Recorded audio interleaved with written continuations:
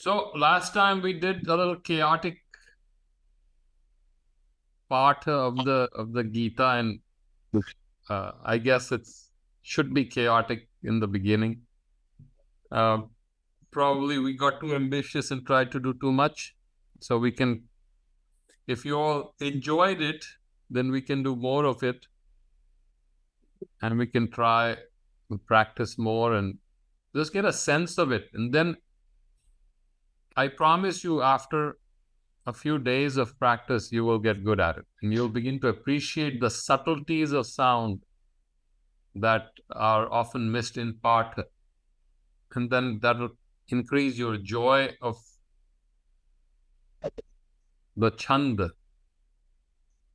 So if anyone asks you what chand means anand.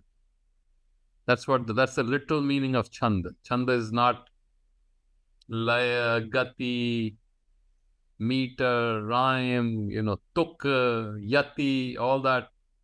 Chand is anand. So what gives you anand in poetry? The rasa is chand. So if you can develop that anand, then the Gita will be with you forever in whichever form. No matter how difficult the shloka is, you will get the anand. And some of them are complex, some of them are difficult to pronounce. But the more difficult, the more the anand. So I hope, you can get some anand of poetry. And you don't have to know all the details, dirgh and lagu and anushtup and trishtup and all that. But if you can savor it, then I think you can touch the consciousness of Sri Krishna in another way. So the original concept of these mantras they are the consciousness of the Rishi or the Mahayogi in a body of sound, Dhvani Deha. So think of it as Sri Krishna's consciousness. You are touching directly through the sound. When the Rishi lives, the consciousness goes up and they go into what is called the Parame Vyoma in the Rig Veda. Then in that consciousness, there is no separation between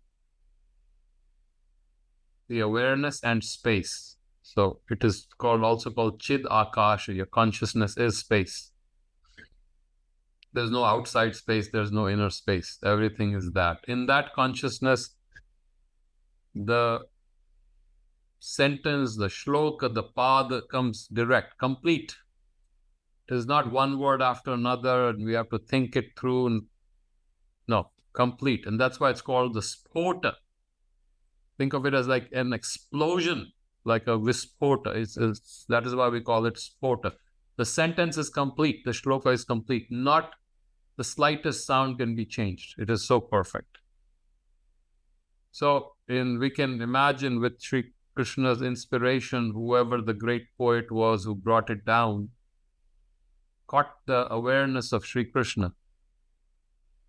And this is our way of touching the awareness of the great mind, the great yogi that he was. And that's how we touch our great rishis. The rishis have left us their body. They don't disappear. Physical body is gone, but the consciousness stays with us. And in the sound, if we can listen to it, if we can touch it, we can breathe it, can feel it, then the sound starts going into us. The consciousness of the rishi becomes one with our consciousness. So the more ways to appreciate the Gita, more ways to enjoy the Gita, I think that is what we need. Otherwise, it will become very painful. We got to have fun with it, like a child. Let the inner kid come out of all of us. That's at least the way I've taken it. So I sent Swamiji the first chapter of the book. The first chapter is done. The rest 24 chapters are not fully edited. So I sent it. He can share it if he wants. It's in English. So when do we want to start, Swamiji? Are we ready to start or? Yes, we are ready to start. We have the quorum, 21 people. Okay, so you're going to record them? My masterly recitation? Yeah, all recording. Okay, so we talked quickly about what chanda means. Chanda is anand. So we got to enjoy the chanda. If we don't enjoy it, we are missing out. In the Veda, the 6 Vedangas are important. Chanda is one of them. I think with the Gita, we should have the same approach. We should appreciate the chanda, not the details, but the fun, the anand of chanda. And remember, when you enjoy, when you appreciate, when you experience the chanda of the Gita, you're directly touching Sri Krishna's consciousness. Just like we say, Savitri is Sri Aurobindo's consciousness, is the sound body of his consciousness. The Gita is the sound body of Sri Krishna's consciousness. So probably today we'll be less aggressive in our attempt to get everyone to chant. Maybe I'll do it a couple of times, then we'll get the master, Swami Brahmanandji or someone else to do the chant, and then maybe one or two could practice, do it for us, and we can try it. The goal is to just get your hesitation away. You know, that sankocha that you have, you just say it. We got to get rid of that. So let's do Shloka 26. So up till from Shloka 11 to the 25th, Sri Krishna takes one logic. The logic is the Purusha cannot be killed. The Purusha cannot kill. It cannot be hurt. So your whole premise of Vishad in this battle is unnecessary. It has no logic. It has no reasoning. So he demolishes Arjuna's first hesitation that I'm killing them. He says, you can't kill them. Natvevaham jatu nasam natvam neme janadipah nachaiva na bhavishyamaha sarve vayamataf param. There was never a time when I was not, when you were not, and when they were not, and there will never be a time when they will not be. So that demolition has happened. The logic doesn't exist. Now he comes to the second logic, because Sri Krishna is not just a great consciousness, he's also a master in logic. So he says, okay, one logic I have given, if you don't accept it, then I'm giving you another logic. So this is a second reasoning. And he starts with Shloka 26. Atha chainam nitya jatam nityam va manyase mratam tathapi tvam mahabhaho nainam shochitum arhasi. Atha is if, yadi. If you don't accept all this, if you believe that you are born, the Purusha, the soul is born, nitya jatam, constantly born. Jatam is birth. Nityam va manyase mratam, and constantly dies. If your manyase, if your mind is thinking, manyase is a verb, comes from manaha, root is mana. If you think that it dies constantly, 26. Tathapi. So whenever you use atha is if, you always use tatha. Tatha. So atha and tatha you will see in logic. Tatha api. Api is bhi. Also, 2. Tathapi tvam mahabhaho. You great warrior with powerful arms. Naivam shochitum arhasi. Na eva shochitum. Shuch comes, shuch is the word sorrow. Arhasi is the capability. You do not have the capability to be sorrowful. What he's saying is you should not be sorrowful. It's just a way of saying it. So, atha chainam nitya jatam nityam va manyase mritam. So see the rhythm, how it goes. Again, the same anushtup. Atha chainam nitya jatam. And remember, whenever there is an anuswar after with a word, so chainam, so na is normally small, lagu. The moment you put the anuswar, it becomes dirgha. So your pronunciation, when you listen to Swami Brahmanand, it is really, you have to listen very carefully to how he says it. Atha chainam nitya jatam nityam va manyase mritam. So very subtle, you will see a lengthening. Tathapi tvam mahabhav. Why tathapi? Why is the pi longer? Because it's followed by ta, which is adhata. So the pitta becomes longer. So if you notice, he will say tathapitvam mahabhaho nevam. Again, the va is longer because it has an anuswar. Nevam shochitum arhasi. So just for the fun of it, so that you can appreciate the sound, maybe you can play it, and then maybe one of you who is brave enough will agree to be tortured by me. So let's play it. Yes. Akachainam nityajatam nityam ramanyate mrutam tathapitvam mahabhaho naivam shotitum. So if you caught that, tathapit tvam mahabhaho. So if you catch that, I'm going to get you to that point where you pick up the fineness of the patha. And you don't have to take an exam, you just develop that sensitivity.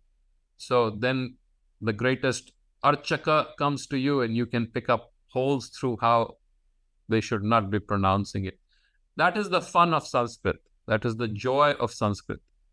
And each pada, as we have discussed, atha chainam nitya jatam, and see how beautifully he separates them out. Nityam va manyase mritam. Each is complete. Tathapitvam mahabhaho, that's complete. Naivam shochitum arhasi, that is complete. And yet all four of them together are complete.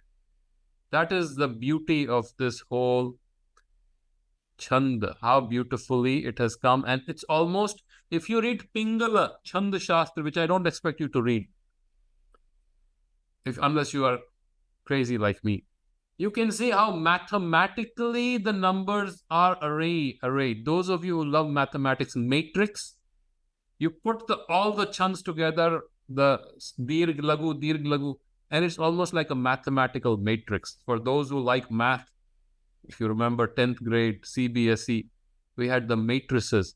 It is mathematical. So mathematics and poetry coming together is a unique Indian genius. In fact, all of our scientific treatises, whether it's by Charaka or Sushruta, or whether it's Panini or Pingala, they are all written in Kavya. They are all written as Chanda. Even scientific papers are written in Chanda. So such was the respect that our ancients had for Chanda. So who wants to be the victim with me to be tortured? It's not that difficult. This is easy. Anyone, any volunteers? Also, Dr. B, your video is today a little pixelated. I think a couple of people quoted that. Is everybody seeing him a little unclear, or just is Dr. B's video okay for everybody here? Yeah, okay. Then maybe it's just for one or two people. It may be because my computer was complaining, but I don't know how to fix it. No, that's okay.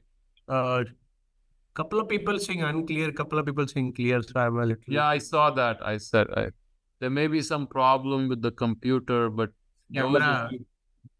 It's basically the quality of video is a little low. That's what I think. I'll have to get the IT guys later. Yeah, I guess. Or I can use my laptop next time. Cool. I think today we'll stay with it. So I think the idea, guys, is that we'll, Dr. P, we'll one by one, we can chant with him, few of us, and then we can all learn. So I think Aviral has volunteered the first. Aviral, what a name. Yeah. Okay, so let's do the first pada. Pada means foot, by the way.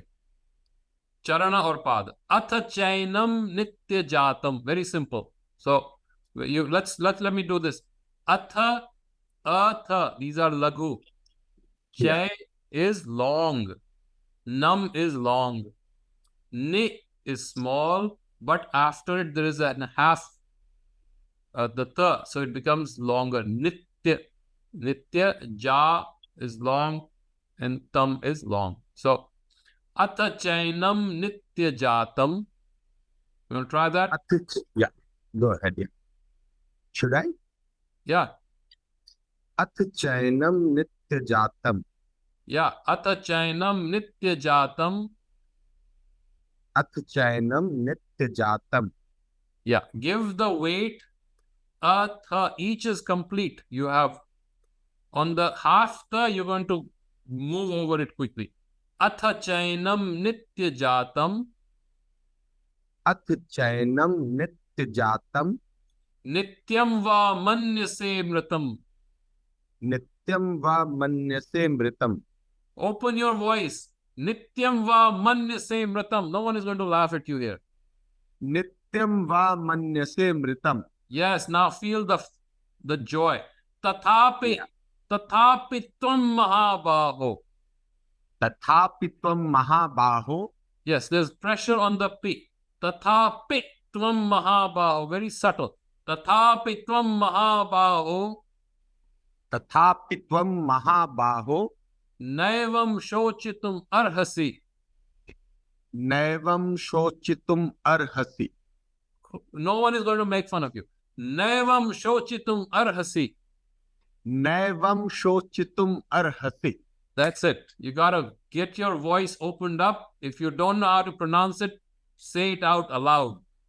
Yeah. So then you will, once you learn it, you will not make a mistake. So this is just to have fun. Hemanji wants to try it. Okay, Hemanji.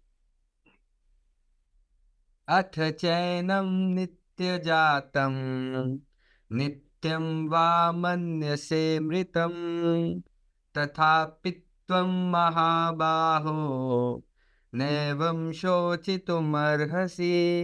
Beautiful. You could be doing the vachi next time, the vachak. So I was trying the last 2-3 that we did last time, so the whole week I was trying. yes, so once you do that, I guarantee you within a week you will be able to do it, and you'll enjoy it. And open your voice. It is very good for the lungs also, by the way. It's good for your body also. The body feels the vibration. Then you'll hear it in your sleep. So And you want to do the actions with your hands, like you want to show yourself great sometimes, and it's not you think. Your body automatically behaves that way, that I'm Yes. showing my greatness or the things. So that comes automatically, I realized that. yes, it has a power of its own. So Sri Aurobindo calls the Gita's lines over mental. So they come from above our mind. And so if we can start catching that note, then it will elevate our consciousness. So I think if anyone else wants to try it. Okay, Pankaj-ji, chalo, let's do it. Means Rahul said he tried. Rahul, he raised his hands. That's why I saw. Pankaj also. Oh, okay. So we have 2 of them, one by one. You want to do both? I think one is good. One is good. Huh? One by one is good. People get One the by hang one. of it. Okay. So, and we can go to the next shloka. So maybe we can do that next shloka if you want. So here what Sri Krishna has said is, even if you think the soul is born and it dies, even then you have no right to feel sorrow. That's what Sri Krishna has said. And if you want to take the next shloka so that we can have Pankaj-ji and others can pronounce that. Okay. So I'm trying to challenge you a little bit, because if you keep doing the same thing, then you'll get bored. Jatasya hi dhruvo mrityuhu. So the cut is at after mrityu. See the sandhi. Mrityur dhruvam. So the ra that comes, that is the visarga. So when you separate it, it will become mrityuhu, and dhruvam is separate. So jatasya hi dhruvo mrityuhu. dhruvam janma mritasya cha tasmad pariharyerthe natvam shochitum arhasi. That shochitum arhasi has come back, and Sri Krishna loves to do that. He will bring back the same thing and say, and he'll beat up Arjuna. So he drills it down. So again, jatasya hi dhruvo mrityuhu. Jatasya, so that which is born will die for sure. Jatasya, jat again is janma. So asya is the sixth vibhakti. Suppose I say purushasya, so purushka, belonging to the purusha, purushasya. Jatasya, so that which is born with birth, he indeed, dhruva is, dhruv tara, is absolutely certain. Dhruvo mrityu, so that which is born will die for sure. Again, he's taking the second logic where you have where he's granting that the Purusha dies and the Purusha is born. Jatasya hi dhruvo mrityuhu, dhruvam janma mritasya cha. And that which has died will definitely be born. So it's a cycle. Shri Krishna is saying, if you're born, you're going to die. It is mandatory. You will die. If you're dying, you will be born. Now take it whichever way you want to take it. It is, some people say it's a confirmation that rebirth was accepted in the culture at that time. But you can see it as a cycle of whatever energy comes into being, dies, and whatever energy dies will always come back into being, whichever way you want to take a look at it. Since he's referring to the Purusha, it refers to the Purusha. So if the Purusha is born, then it will die. If the Purusha dies, it will definitely be born. Tasmad pariharyerthe. Tasmad. Tasmad, again, we have come this earlier with that term. Ataha, therefore, apariharyerthe. Apariharya is a word that is used in yoga nowadays, but apariharya, that which you can never escape. Tasmad pariharyerthe. Ye arthe is in that subject, in that relevance, in that frame. So tasmad pariharyerthe. Therefore, it is inescapable in this dimension, this cycle of death and birth. Natvam.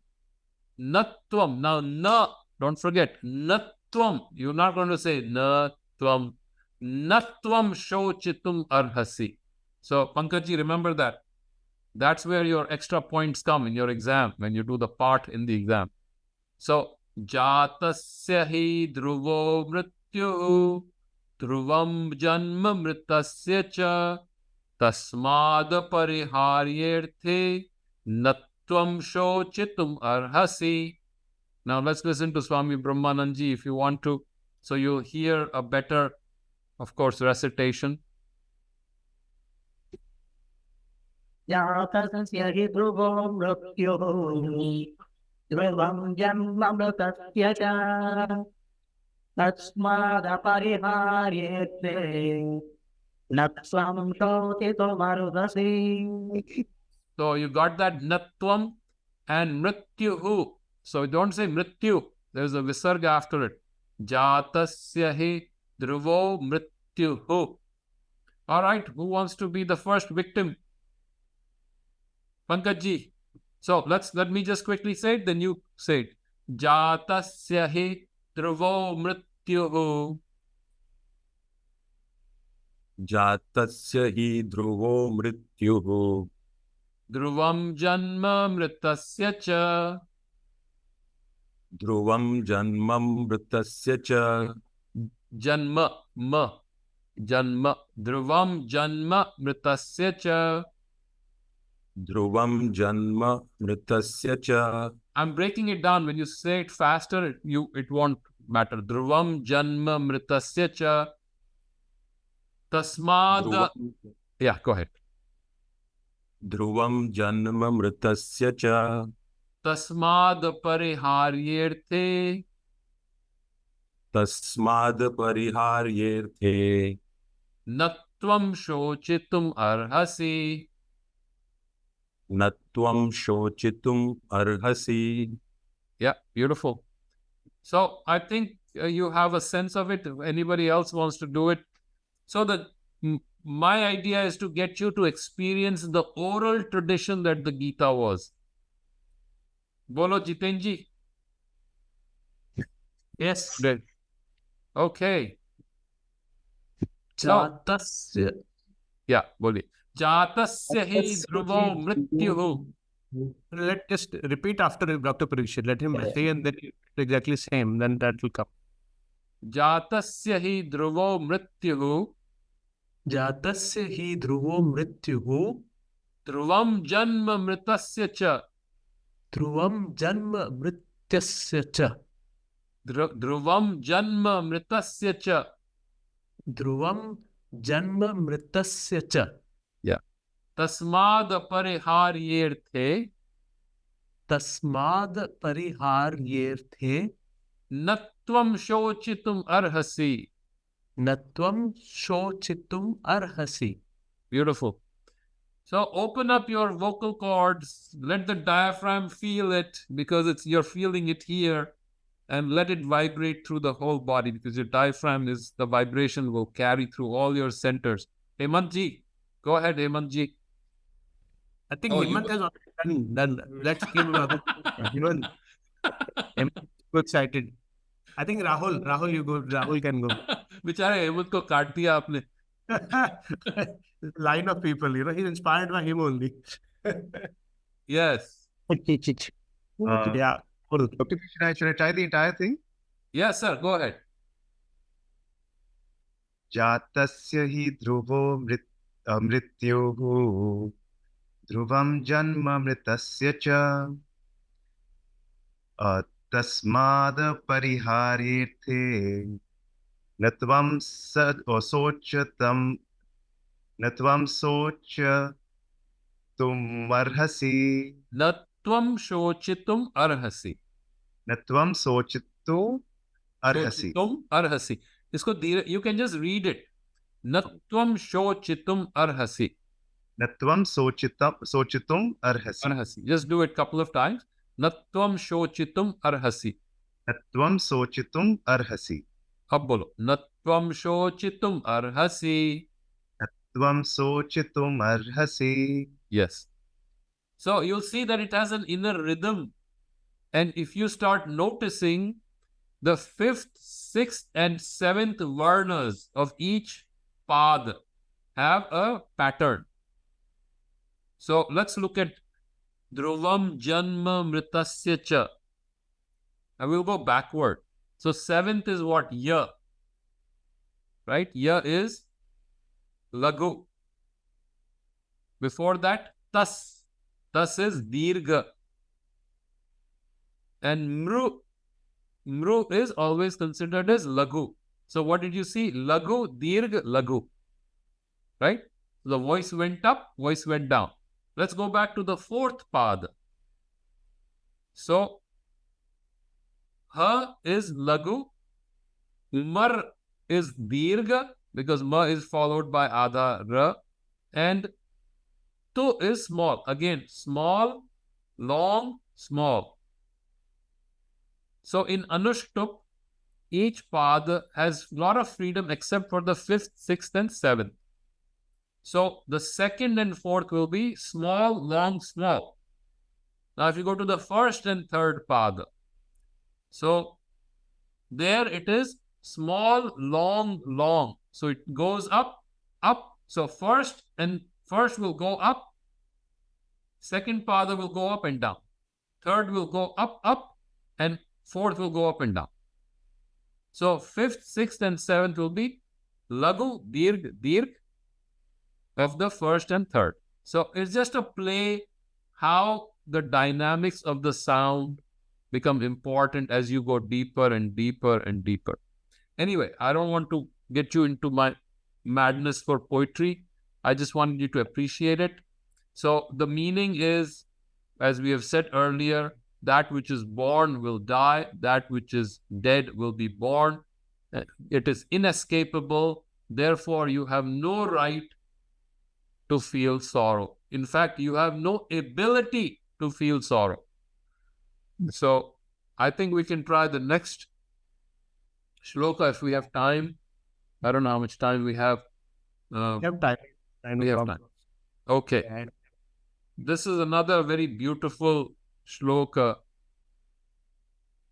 which Avyaktadini bhutani. Bhuta, wherever you will see, is reflected, is representative of creatures. So the way I remember it is all the people are like bhuta. The bhuta that we have, the ghosts. So avyaktadini bhutani. Adi, avyakt and adini. Adi is the beginning. So avyakta, in the beginning, all the creatures were avyakta. They were not manifested. Avyaktadini bhutani. Vyakta madhyani bharata. In the middle, they become manifest. Vyakta madhyani. In the middle, they become manifest. Now, why is it madhyani? Remember, the subject is bhutani. Bhutani is many. So, bhutam, one, bhutani is many. So, that is why avyaktadini, adini, and madhyani. These adjectives will carry the same vibhakti and the case as your subject. Avyaktadini bhutani, vyakta madhyani bharata. In the beginning, all these creatures were not manifest. In the middle, they have been manifest. Vyakta madhyani bharata. Avyakta nidananyevaha. Nidananyeva. So at the end, when nidan happens, when the death happens, then they become avyakt again. They become unmanifest. Eva. Eva is he. Definitely, for sure. So avyakta nidananyeva. Nidananyeva. Tatra. Tatra means that. Ka paridevana. Why sorrow for that? If something was unmanifest in the beginning, became manifest in the middle, and then becomes unmanifest at the end again, then what is the sorrow for? Again, the same logic. He is saying, even if I allow you your thought that Purusha can end, your logic, your reason for sorrow has no meaning. So, do you know which chand it is? Is it Anushtup or Trishtup? Understood. Anushtup, because it has 8 varnas in each pada. A, ya, ta, da, na, bha, ta, na. Right? These are the original vyanjanas. So, a is 1. Or actually, av. Av is 1. Yak is 2. Ta is 3rd. Di is 4th. Ni is 5th. Bhu is 6th. Ta is 7th. And Ni is the 8th. Now, notice 5th was Ni, small. 6th is Bhu, that's long. And 7th is Ta, that's long. Avyaktadini bhutani, vyakta madhyani bharata, avyakta nidananyeva, tatrika paridevana. Now you will see the sound also has several layers. One is the sound of the entire shloka. Then there is the sound of the word, and then there is the sound of the varna. And that is the genius. You have several layers of sound coming, and that gives you a sense of vibration. Harmony is behind. So, Sanskrit, Bharata here is Arjun. Arjun is called Bharata because he comes from Bharat Vansha. So, Bharat Vansha, the first king from whom all this lineage came. So, everyone who is in this in this lineage is called Bharata. Someone called Bhutani. Bhutani you can call in Sanskrit, in Hindi, Prani. Prani would be the word, is the word that we use. Now I know in Sankhya we use different bhutas. Those are different bhutas.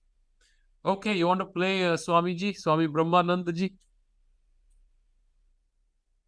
Vyaktaadi bhutani vyaktamadhyani bharana avyaktaani dhanarvyana takshaka paridevana. So if you notice is when he says avyaktadini bhutani, is puts pressure because there is that's a dirgha now. And again in this third pada you will say avyakta nidananyeva. So if we give each varna its length, the music will become manifest. That's the genius of the Sanskrit. And I think Swami Guglani ji had thrown a googly at me to teach Sanskrit, which I absolutely refuse to do. But here you can see the Sanskrit is right there and we can enjoy the Sanskrit. So the genius of Sanskrit is what is called the guna of each sound. And I think we have talked about it. Every sound has a guna. And we carry it even in yoga when we meditate on bija, dhvani. Every sound has a guna. It has an impact on our psyche. It has an impact on our nerves. It has an impact on our prana. When you bring those sounds together, they have an impact on you. That is the genius of Sanskrit poetry, because those root sounds have been preserved. In English, you're not going to hear those root sounds are buried because it has modified so much from the original. So, avyaktadini bhutani. In the beginning, all the creatures, all the beings, if you want to say beings, were unmanifest. In the middle, they became manifest. Hey Bharata, hey Arjuna. Avyakta nidananyeva. At death, at the ending, at their destruction, they have become unmanifest again. For that, why should you feel sorrow? So, that now that one visarga has disappeared, tatra kaha. When we say kaha, there should be a visarga, but in Sanskrit there is something called visarga viloma. Visarga can disappear if it's followed by a special kind of word. I won't torture you with that Sanskrit. So the way I recommend, that's the way I did it. You can find your own, whichever way it works. Take one shloka, spend time with it. Let it roll on your tongue, whichever you like. Let it roll, practice it, hear it, chew it. As the poets say, roll it on your tongue 1,000 times. Then go to the deeper meaning. What is avyakta? What is adini? What is bhutani? What is vyakta? What is madhyani? And very good translations. Actually, this may not have a breakdown, but I think you can get ISKCON has done that. Srimad Bhagavad Gita. You can take that. You can take Satyavrat Siddhanta Lankar if you like him. You can get that. There's very few people know about this. He's a good translator, Arya Samaji, but that's okay. And this is Prabhupada. So they give word-to-word translation, or if you want to do Sergeant, Sergeant, he gives the root of every word. You can get that. So then you stay with that shloka, absorb it, not only through your eyes, not only through your mind, understanding, but through your voice, your own voice, and through your ears. So you have 4 experiences of Sri Krishna. If you start experiencing Sri Krishna in different ways, something will stick. It's better. It's a multimedia experience. So that is, if you start enjoying it, if you start loving it, then that is what I recommend.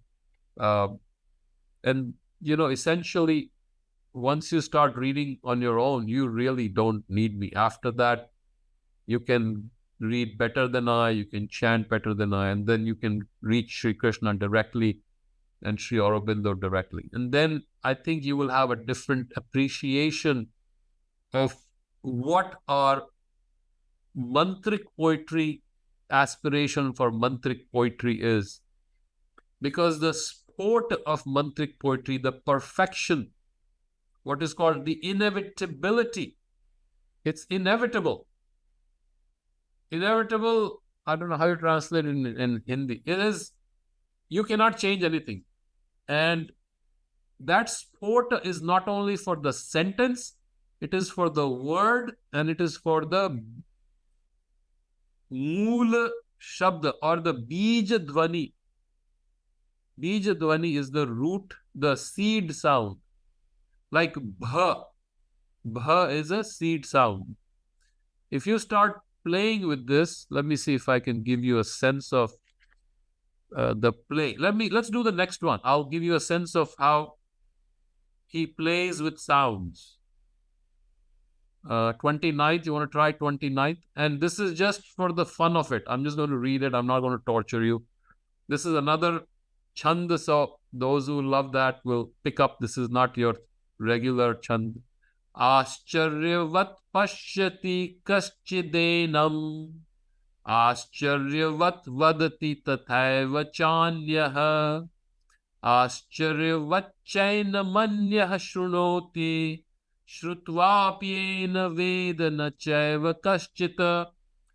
Ascharyavat, full of ascharya. What is ascharya? Chara is, chara is to walk. Chara chara. Asha is sudden, short. So that which appears suddenly and goes away, that is ascharya. Sanskrit has its beauty. Suddenly something comes and goes, that is ascharya. So that is the word, ascharya.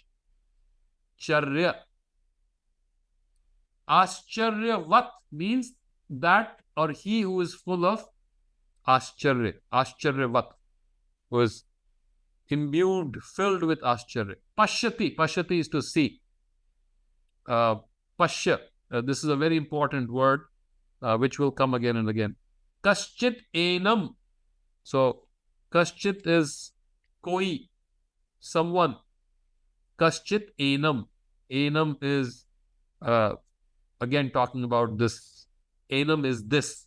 Like idam, enam is a variation of idam. So, ascharyavat pashyati kaschid enam. There are some who look at it with wonder. And remember that ma you see in the second pada is actually belongs to the end of the first one. So it's kaschid enam. Second one is ascharyavat vadati tathaiva chanyah. So ascharyavat vadati. Some speak of it with wonder, with a sense of mystery. Tathav chanyah. Ascharyavat chaina manyah shrunoti. Shravan, shrunoti is to hear. Then there are others who listen to it with great wonder. Shrutva, even after hearing. Veda is to know. Nachaiva kaschita. They don't know anything about it.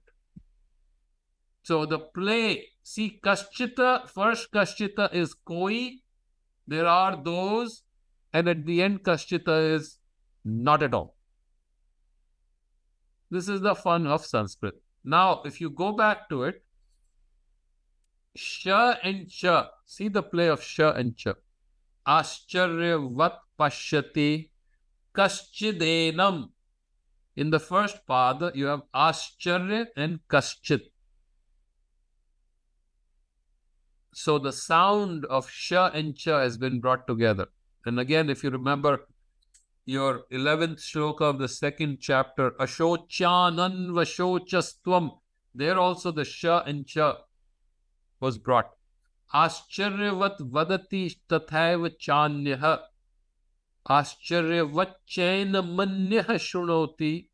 And then again, he removes ascharya in the last word. Shrutva pyenam vedana chaiva kaschita. Only one shcha is brought.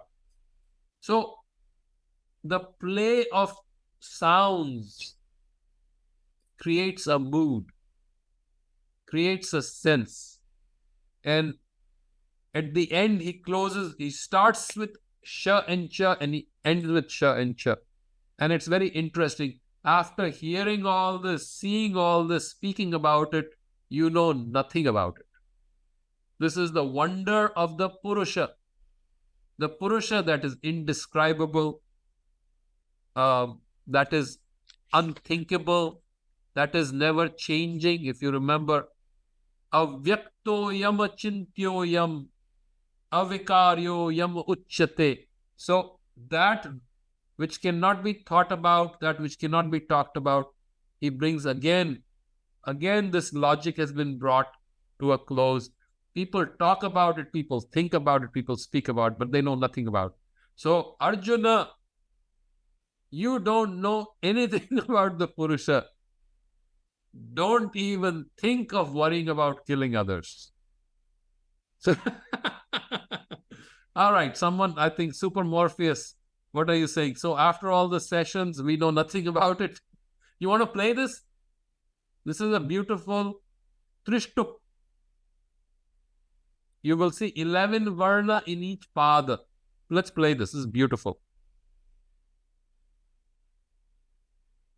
Atyariyavapashyade tattidedam Atyariyavachvadaritataiva chanuyah Atyariyavachchainamanyashrunoti Shrutvapyenam vedanataiva kalpatidam. How beautiful it is. And see how the visarg in the third pada disappears. Manyashrunoti. When it's followed by the shra, it becomes manyashrunoti. So great vachaks have very beautiful way of presenting it. Anyway, so I just wanted you to appreciate the seed sounds, how in this shloka, sha and cha are played with a lot, and then shra, he plays with shra also. So again, sha and cha create a different mood. When you tell a child, shh, what does that mean? When you say shant, what does that mean? So sha as a force, it is an aspirational sound, and it has different feeling than when you say ma, or then when you say bha, different sense. And that sense, that is perception, that is not logical. You have to feel it. When you start feeling it, then you'll see, something is happening. So don't think about the impact on you.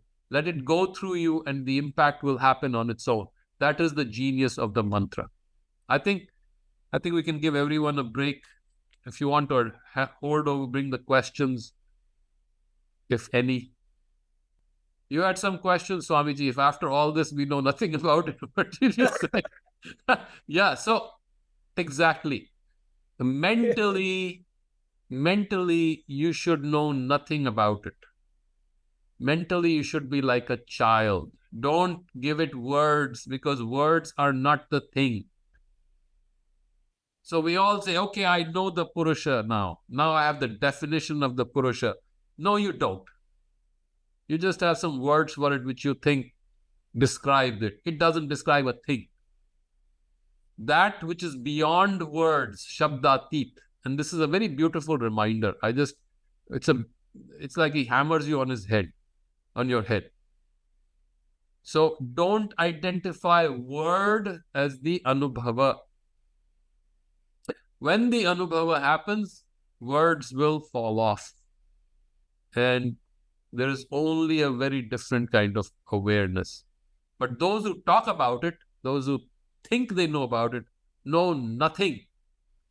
Like the Tao, if you've read the Tao Te Ching, Tao Te Jing, the one who talks about what was that?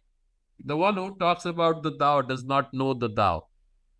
The first line is, I think that. So here also Sri Krishna is reminding us, knowing mentally is not the final step. That's it. Thank you. The one who says he knows the Tao knows nothing about the Tao. That's beautiful. So we have to be very humble. We have to be very quiet. We have to drop the words and let things happen. And when it happens, we realize no words are needed. So I think this should be good, right? Anything else? Any questions, concerns? Anything else, anybody? Or shall we? I mean, I just as in personally, since we started playing Swami Brahmanand's, I've been playing it all the time. It is like intoxicating, Yes. goes into your head and just keeps spinning around. So which is beautiful. Yes. That's the love of. So instead of teaching you Sanskrit, if I can just put that seed, that love of Sanskrit, then now you'll enjoy it. You'll enjoy, you'll chant it, you'll speak it. And whom do you need to speak it to? You can speak it to yourself or to Sri Krishna. What I would eventually like is you read it with all your emotion and you free yourself up. That would be the day. When all of us can do that, then I think we have picked up the mantra, because our Shrutis, our great Shastra, is not just mental understanding. It is experience. It is experience of the sound. If we can start experiencing the sound and the music behind it, then that is the mantra. You are catching the inspiration. What a brilliant, it's so awe-inspiring. What a brilliant poet. If nothing else, brilliant poet. So I think that is the secret. If you can start enjoying it. My book is The Literary Genius of the Gita. That is the book. I sent you the first chapter, Swamiji. If you want to share it, you can. Feel free to critique it. By the time the book comes out, I think you've already heard the book.